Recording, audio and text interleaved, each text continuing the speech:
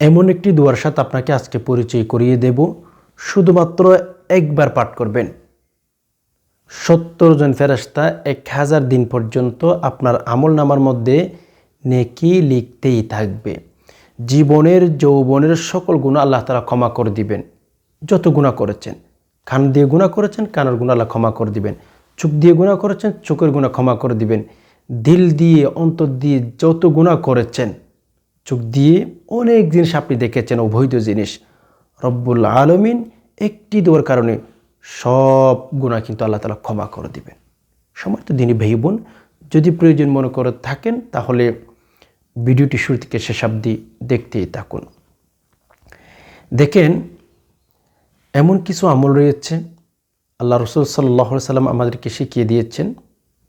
সে আমলগুলো যদি আমরা করতে পারি, ফেরেশতারা আমার জন্য, আপনার জন্য দোয়া করবেন। ওকে, এখানে কথা হচ্ছে ফেরেশতাদের দোয়া কেমন, একটু খেয়াল করবেন। ফেরেশতার দোয়া আল্লাহ ফিরিয়ে দেন না। ভালো করে শুনবেন, বলে কেন? ফেরেশতারা নিষ্পাপ, ফেরেশতারা গুনাহ করে না। ফেরেশতারা দোয়া করলে আল্লাহ তাআলা সাথে সাথে কবুল করে নেন।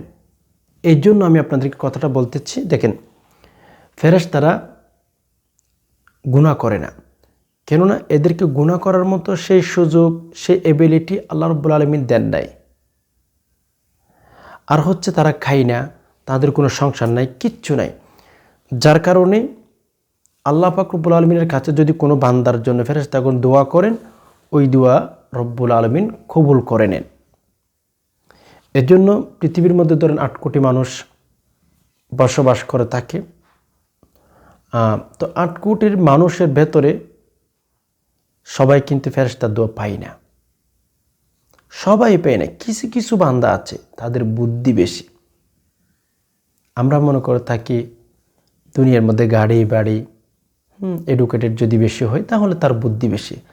আরে না, রাসূলুল্লাহ সাল্লাল্লাহু আলাইহি ওয়াসাল্লাম বুদ্ধিমান খারা ওই কথা বলে দিয়েছে, আল কাইয়িসু মান দানা নাফসাহু ওয়া আমিলা লিমা বা'দাল মাউত ওয়াল আজিজু মান আতবা নাফসাহু হাওয়াহা ওয়া তামান্না আলাল্লাহ। রাসূল বলে দিয়েছেন, বুদ্ধিমান মানুষ ও সমস্ত মানুষ যারা সবসময় মৃত্যুর জন্য প্রস্তুত থাকে, সদা সর্বদা। কিছু মানুষ আছে তারা দুনিয়ার জন্য তো পাগল হয় না, এই যে সবসময় মৃত্যুর জন্য প্রস্তুত, সবসময় মৃত্যুর জন্য প্রস্তুত।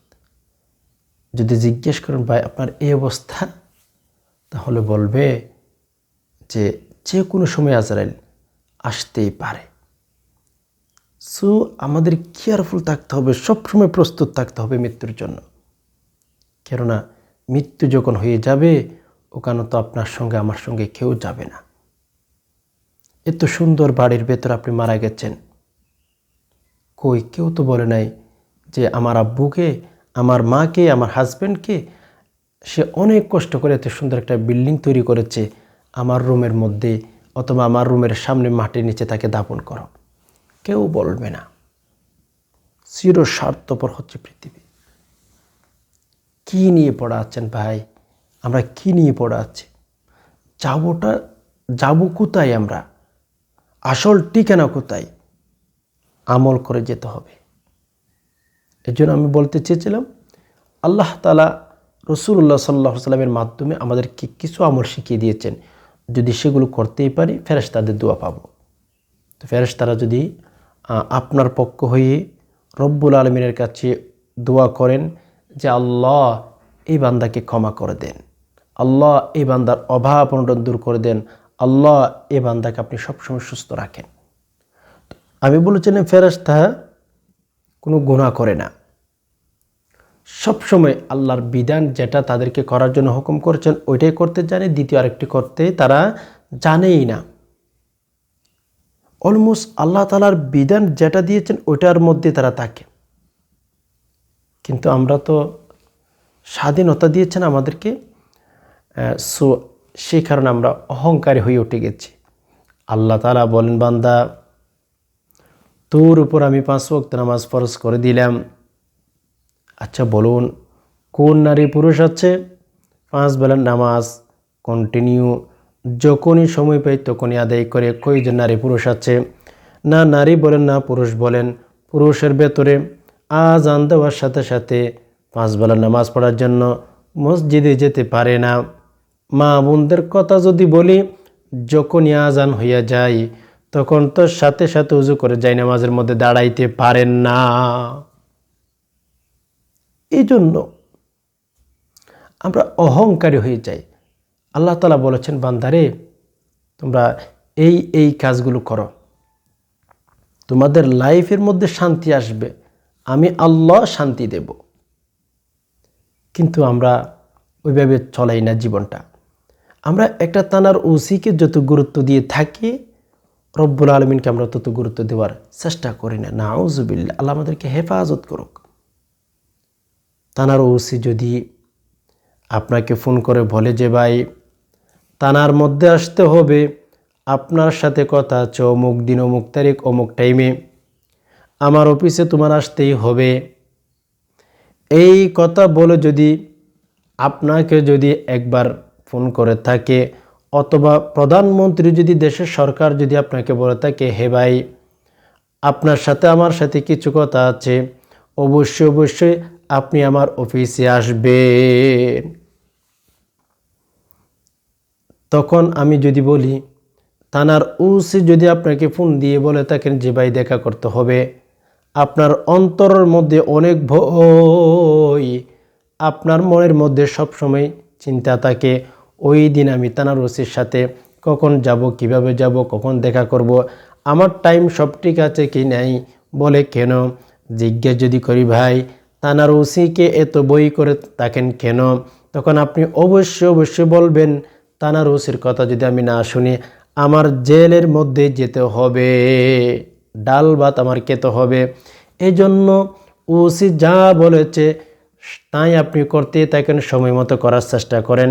একজন প্রধানমন্ত্রী, একজন দেশের সরকার যদি আপনাকে ফোন করেই থাকে, আপনার লুঙ্গির কবর থাকবে না, প্রধানমন্ত্রীর সাথে দেখা করতে যাবেন। বলে কেন? প্রধানমন্ত্রী তো ডেকেছে, আমাকে কিছু না কিছু দিবে, আমার লুঙ্গির কবর থাকুক আর নাই থাকুক, আমি প্রধানমন্ত্রীর সাথে দেশের সরকারের সাথে আমি দেখা করতেই যাব। এই কথাগুলো আমি এর জন্য বলতেছি যে আমরা একটা নেতাকে, একটা ব্যক্তিকে যেভাবে আমরা সার করি বা গুরুত্ব দিয়ে থাকি, আমরা কিন্তু ওইভাবে আল্লাহ পাক রব্বুল আলামিনকে গুরুত্ব দিতে পারি না। এর জন্য মেরে দোস্ত দেখেন, প্রতিটি জায়গায় জায়গায় মুসলমান লাঞ্ছিত, বঞ্চিত, নিপীড়িত, প্রতিটি জায়গায়। আমরা ওয়াল্লাহি আল্লাহ তাআলাকে যেভাবে ডাকার প্রয়োজন ওইভাবে আমরা ডাকতে জানি না বা ডাকার চেষ্টা করি না। না হয় আমাদেরকে কেন আল্লাহ বিপদের মধ্যে ফেলবেন?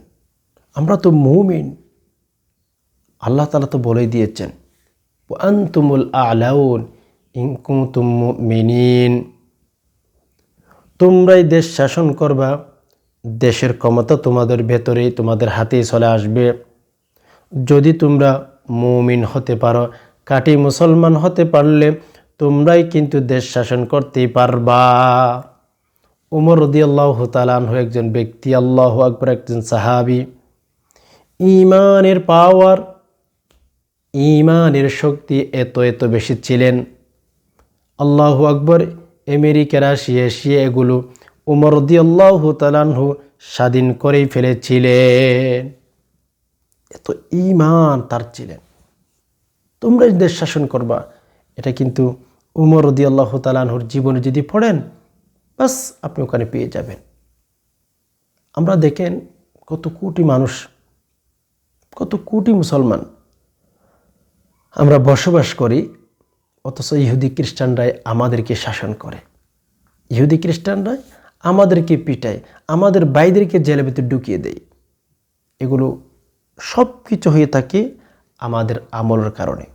ওই যে আমি একটা আয়াত আপনাদেরকে বারবার শোনাই, যাহারাল ফাসাদু ফিল বাররি ওয়াল বাহর বিমা কাসাবাত আইদিন নাস। আল্লাহ পাক রব্বুল আলামিন বলেন, বান্দা কান করে শুনে রাখিস, তোমাদের উপরে যত বিপদ আপদ আসে, আমি কোনো ব্যক্তির উপরে বিপদ দিতে চাই না, তোমরা কিন্তু সেগুলো হাতে ইনকাম করে নিয়ে আসো। বিপদ আমরা নিজেরাই কিন্তু নিয়ে আসে, আল্লাহ আমাদের উপর বিপদ দিতে চান না। আল্লাহ কেন বিপদ দিবেন? আল্লাহ আমাদেরকে তৈরি করেছেন অনেক অনেক মহাব্বত করে। অলমোস্ট আমাদেরকে যে বিপদের মধ্যে আল্লাহ পাক রব্বুল আলামিন রাখবেন, এটা আল্লাহ চান না, এটা আমাদের হাতের কামাই। সেজন্য আমি বলবো মেরে দোস্ত, ফেরেশতার দোয়া পাওয়ার জন্য বেশি বেশি আমল করেন ওয়াল্লাহি। তো আর সেই দোয়াটির কথাই হচ্ছে দুরূদ শরীফের কথা। সে আমলটির কথাই আমি আপনাকে দুরূদ শরীফের আমল কথা বলবো। অনেক অনেক ফজিলত ওয়াল্লাহি। একটা ঘটনা মনে পড়ে গেল, আমি আপনাদেরকে শুনিয়ে ফেলি। একটা লোক হজ করতে যাচ্ছিল, আগের যুগের আর ইতিহাস আর কি। তো হজ করতে যাচ্ছিল আগের যুগের মধ্যে, তো হেঁটে হেঁটে দলবদ্ধ হয়ে তারা হচ্ছে আপনার হজ করতে চাইতেন। সেই জামানার মধ্যে কিন্তু এত বিআইপি বিমান বা অন্যান্য ব্যবস্থা এগুলো ছিল না। তো এরপরে ওই লোকটা দলবদ্ধ হয়ে হজ করার জন্য বের হয়েছিলেন। মক্কার দিকে যাবেন, মদিনার দিকে যাবেন। আচ্ছা, যাই হোক, ওই যে কাফেলার সাথে কয়েকজন মিলে 10-12 জন মিলে ধরেন একটা দল হয়েছে, একটা গ্রুপ হয়েছে, ওখানে তারা মক্কার দিকে রওনা হয়ে গেছেন। ওই গ্রুপের মধ্যে একটা ছেলে একটা বাবাও ছিল, মানে ছেলে আর বাবা দুইজন ছিল এক ফ্যামিলিতে। তো কিছু দূর যাওয়ার পরেই ওই যে বাবা ছেলে যে ছিল, তার বাবার হচ্ছে শরীরের মধ্যে একটু খারাপ লাগতেছে, অসুস্থতা। তো কাফেলার মানুষ বলতেছিল, আমরা যেহেতু অনেক দূরে যাব, এখন তোমার আব্বু অসুস্থ, তোমার আব্বুকে নিয়ে জায়গার মধ্যে তুমি একটু রেস্ট নাও। আব্বু যেহেতু অসুস্থ হয়ে গেছে, তো যখন তোমার আব্বু সুস্থ হয়ে যাবে, তখন তোমরা আমাদেরকে খুঁজে আমাদের সাথে হাঁটাহাঁটি শুরু করবা। আচ্ছা, ওকে, যে কথার সেই কাজ। তখন ওই ছেলে আর বাবা একটা জায়গার মধ্যে রেস্ট নিতেছিলেন, বাবা অসুস্থতা। এরপর হচ্ছে এরা একটু রেস্ট নেওয়া শুরু করলেন। যত সময় যাচ্ছে তত বাবার অবনতি, তত বাবার অবস্থা খারাপ। ছেলে চিন্তায় পড়ে গেল। এক পর্যায়ে, ঘটনা আমি সংক্ষিপ্ত করতে চাই কি, এক পর্যায়ে বাবা ওখানে মারা গেছেন। এখন চিন্তা করেন, মরুভূমি, না বাড়ি আছে, না কোনো পরিচিত কেউ আছে, কেউ নাই। এশারের সময় লোকটা মারা গেছে। লোকটা শুধু মারা গেছে বিষয়টা কিন্তু সেখানে শেষ নয়। লোকটার চেহারা কিন্তু চেঞ্জ হয়ে গেছে, পরিবর্তন হয়ে গেছে, কুত্তার মতো হয়ে গেছে। আল্লাহ আমাদেরকে ক্ষমা করুক আল্লাহ। ওই লোকটার ছেলেটা অনেক টেনশনের মধ্যে পড়ে গেল, বাবা মারা গেছে, কান্নাকাটি করতে করতে ওখানে শুয়ে পড়ল। এখন মারা গেছে তো ভালো কথা, চেহারার রং ডিজাইন যে পরিবর্তন হয়ে গেছে, এটা নিয়ে সন্তান টেনশনের মধ্যে পড়ে গেছে যে আমার বাবাকে সকালে আমি মানুষের কাছে কিভাবে নিয়ে যাব, কিভাবে দেখাবো। টেনশন করতে করতে ঘুমিয়ে গেছে। হঠাৎ করে দেখতেছে তার ঘুম ভেঙে গেছে। ঘুম ভাঙার পর দেখতেছে একটা লোক, যুবক, তার বাবার চেহারার মধ্যে একটা রুমাল ছিল, রুমালটা সরিয়ে হাত মেসেজ করে দিল। ওই যুবকটা আশ্চর্য, এখানে কোনো মানুষ নাই, এখানে কোনো জনবসতি নাই, এখানে লোকটা আসলো তো আসলো কোথায় থেকে, আরও শেষ রাতের দিকে। ওই ছেলেটা নিজেকে বুঝাইতে পারতেছিল না, সাথে সাথে জিজ্ঞেস করে ফেলেছেন, ভাই একটু থামেন, আপনার সাথে আমার কিছু জরুরি কথা আছে। এক নাম্বার কথা হচ্ছে, আমার বাবা তো মারা গেছেন, আমার বাবার চেহারার মধ্যে আপনি হাত মলিন করে দেওয়ার কারণটা কি, একটু যদি বলেন। দ্বিতীয় নাম্বার কারণ হচ্ছে, আপনার পরিচয়টা একটু আমাকে দেন। এত বিপদের সময় আপনি এসেছেন, আমাকে সহযোগিতা করেছেন, আমাকে হেল্প করেছেন, আপনার পরিচয়টা কি? তখন প্রিয় নবী বিশ্বনবী মুহাম্মদুর রাসূলুল্লাহ সাল্লাল্লাহু আলাইহি ওয়াসাল্লাম বলতেছিলেন, হে সন্তান শুনিস, এটা হচ্ছে তোর বাবা। বলে, হ্যাঁ আমার বাবা। তোর বাবা যদি দৈনিক দুরূদ শরীফ 200 বার পাঠ করে, তখন ওই দুরূদ শরীফের আমলগুলো আমার রোজার মধ্যে ফেরেশতাগণ নিয়ে যায়। তোমার বাবা কিন্তু সকালে 200 বার, বিকালে 200 বার দুরূদ শরীফ পাঠ করে। প্রত্যেক দিন তোমার বাবার নাম সহ, তোমার বাবার জায়গার নাম সহ, তোমার বাবার দাদা দাদির নাম সহ আমার কাছে ফেরেশতাগণ লিপিবদ্ধভাবে দিয়েই থাকেন। হঠাৎ করে যখন শুনলাম আজকে তোমার বাবার দুরূদ শরীফের আমলগুলো কোথায়? ফেরেশতাদের কাছে যখন জানতে চাইলাম, ফেরেশতাগণ বলল, ইয়া রাসূলুল্লাহ, ইয়া হাবিবাল্লাহ, যেই লোকটা আপনার উপর প্রতিদিন সকালে 200 বার, বিকালে 200 বার দুরূদ শরীফ পাঠ করতেন, ওই লোকটা মারা গেছেন। ওই লোকটা মারা গেছেন, বিষয়টা কিন্তু সেরকম নয়। ইয়া রাসূলুল্লাহ, ইয়া হাবিবাল্লাহ, ওই লোকটার চেহারাটা কিন্তু অনেক অনেক পরিবর্তন হয়ে গেছে। এই জন্য ছেলেটাকে রাসূলুল্লাহ সাল্লাল্লাহু আলাইহি সাল্লাম বলেছেন, তোমার বাবাকে চেহারার উপর হাত মলিন কি জন্য করেছি?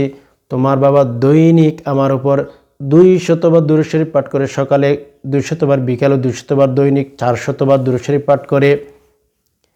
আজকে যেহেতু তোমার বাবার দুরূদ শরীফের আমল আমার কাছে যাই নাই, ফেরেশতাগণ আমাকে বলে দিয়েছেন, হে ইয়া রাসূলুল্লাহ, আপনার ওই উম্মতটা মারা গেছেন। এই কথা বলার পর তোমার বাবার বিপদের কথাও কিন্তু ফেরেশতাগণ আমাকে বলেই দিয়েছেন। তখন ভাবতেছিলাম, তোমার বাবা আমার উপর প্রত্যেক দিন দুরূদ শরীফ পাঠ করবে আর তোমার বাবা বিপদের মধ্যে থাকবে, এটা কখনো হতে পারে না। তোমাদের পাশে দাঁড়ানোর জন্য, তোমার বাবার বিপদ দূর করার জন্য আমি তোমাদের কাছেই এসে গেছি। আমি হইলাম তোমাদের নবী মুহাম্মদুর রাসূলুল্লাহ সাল্লাল্লাহু আলাইহি ওয়াসাল্লাম।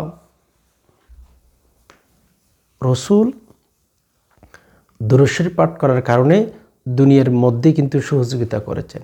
আর যদি দুনিয়ার মধ্যে সহযোগিতা করেন, আখিরাতের মধ্যে সহযোগিতা করবেন না, প্রশ্নে আসে না। এই জন্য মেরে দোস্ত, বেশি বেশি দুরূদ শরীফের আমল করব আমরা ইনশাআল্লাহ। দুরূদ শরীফের আমল করলে নবীজি আপনার পাশে থাকবেন, নবীজি আপনাকে জান্নাতের ভেতর ঢুকিয়ে দিবেন, নবীজি আল্লাহ তাআলার কাছে আপনার জন্য সুপারিশ করবেন। আল্লাহু আকবার। আর যদি বিশ্বনবী মুহাম্মদুর রাসূলুল্লাহ সাল্লাল্লাহু আলাইহি সাল্লাম আপনার জন্য সুপারিশ করে থাকেন, আপনার সুপারিশ অবশ্যই অবশ্যই কবুল করে নেবেন। তো প্রিয় দর্শক, এর জন্য আমরা হাঁটতে, বসতে, চলতে, ফিরতে দুরূদ শরীফ পাঠ করতে থাকবো। বিশেষ করে আজকের একটি দুরূদ শরীফ 2 বার রিপিট করেন, সহিহ শুদ্ধভাবে প্রসিদ্ধ একটি দুরূদ। আপনি নিজেও জানেন, কিন্তু অনেক ওয়াজের মধ্যে দুরূদ শরীফটার কথা অনেক হুজুরগণ, অনেক ইমামগণ বলে থাকেন, কিন্তু আপনি সহিহ শুদ্ধভাবে শিখতে পারেন নাই। আমি স্ক্রিনে উচ্চারণ দিয়ে দিতেছি, 2 বার আমার সাথে রিপিট করুন, ইনশাআল্লাহ দুরূদ শরীফটি শিখে নিতে পারবেন। আর সেই দুরূদ শরীফটি হচ্ছে জাযাল্লাহু, জাযাল্লাহু।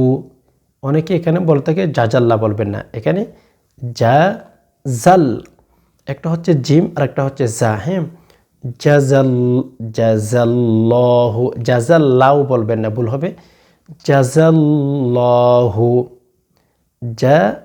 জাযাল্লাহু আন্না, আন্না বলবেন না, আন্না, জাযাল্লাহু আন্না, জাযাল্লাহু আন্না মুহাম্মাদান, মুহাম্মাদান মা হুয়া আহলুহু, জাযাল্লাহু, জাযাল্লাহু আন্না মুহাম্মাদান মা হুয়া আহলুহু, জাযাল্লাহু আন্না মুহাম্মাদান মা হুয়া আহলুহু, জাযাল্লাহু আন্না মুহাম্মাদান মা হুয়া আহলুহু।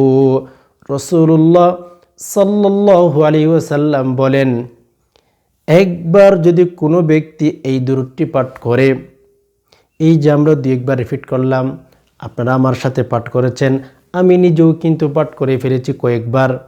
আল্লাহু আকবার। বিশ্বনবী মুহাম্মদুর রাসূলুল্লাহ সাল্লাল্লাহু আলাইহি ওয়াসাল্লাম বলেন, একবার যদি পাঠ করেন 70 জন ফেরেশতা 1000 দিন পর্যন্ত, 1000 দিন পর্যন্ত আপনার জন্য দোয়া করতেই থাকবে। একটু কি চিন্তা করেছেন, আপনার জন্য যদি 1000 দিন পর্যন্ত ফেরেশতাগণ দোয়া করে, আপনি অভাবের মধ্যে থাকবেন, কখনোই না। আপনি ঋণগ্রস্ত থাকবেন, প্রশ্নই আসে না। আপনি রোগাক্রান্ত হয়ে যাবেন, প্রশ্নই আসে না।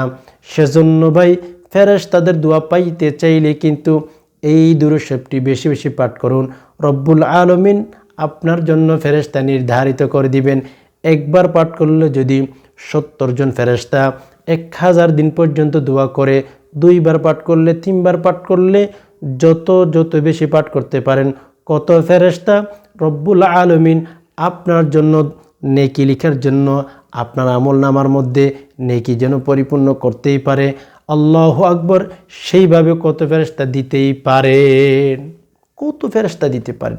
এজন্য আসুন দুরূদ শরীফটি নিজে শিখেন। পরিবারের মধ্যে যে সমস্ত ছেলে মেয়ে আছে, আপনার মা আছে, আপনার স্ত্রী আছে, সবাইকে বলুন এই দুরূদ শরীফটি পাঠ করতে। ইনশাআল্লাহ ঠকবেন না। আল্লাহ তাআলা অনেক অনেক বেশি বেনিফিট ইনশাআল্লাহ দান করবেন। আশা করি বিষয়টি বুঝতে পেরেছেন। আল্লাহ পাক রব্বুল আলামিন সকল মুসলিম উম্মাহকে বেশি বেশি এই দুরূদটি পাঠ করার তৌফিক দান করুক, আমিন। প্রিয় দর্শক, ভিডিওটি যদি দেখে ভালো লেগে থাকে অবশ্যই একটি লাইক দিবেন। আর হ্যাঁ, চ্যানেলটি অবশ্যই সাবস্ক্রাইব করবেন, আপনার অনেক উপকার হবে ইনশাআল্লাহ। এ ছিল এলোমেলো বিক্ষিপ্ত কিছু আলোচনা। এতক্ষণ পর্যন্ত যে সমস্ত ভাই বোন ব্যস্ততা থাকার পরেও সময় দিয়ে সবর করে ভিডিওটি দেখছেন, আল্লাহ তাআলা আপনাদের সকলকে শান্তিতে রাখুক, নিরাপদ রাখুক, আমিন। হাদা মা ইনদি ওয়ালিল মিনদাল্লাহ আলাইহি তাওয়াক্কালতু ওয়া ইলাইহি উনীব।